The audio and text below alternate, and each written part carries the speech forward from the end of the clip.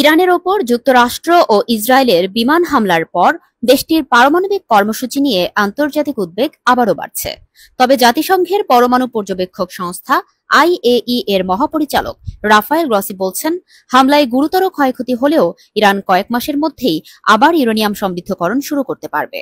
শনিবার সিবিএস নিউজে প্রকাশিত সাক্ষাৎকারে গ্রসি বলেন, কিছু এখনো অক্ষত আছে, হয়তো এরও কম সময়ের মধ্যে সেন্ট্রিফিউজগুলো আবারও চালু হতে পারে।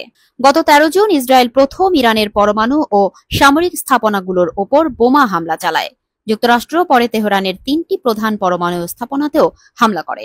এই হামলাগুলো ইরানের পরমাণু কর্মসূচিকে দশকের পর দশক পিছিয়ে দিয়েছে বলে দাবি করেছেন মার্কিন প্রেসিডেন্ট ডোনাল্ড ট্রাম্প।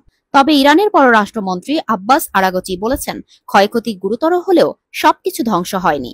গ্রসি আরও বলেন, আমরা নিশ্চিত নই হামলার আগেই ইরান উচ্চমাত্রায় সমৃদ্ধ ইউরেনিয়ামের কিছু অংশ সরিয়ে ফেলেছিল কিনা।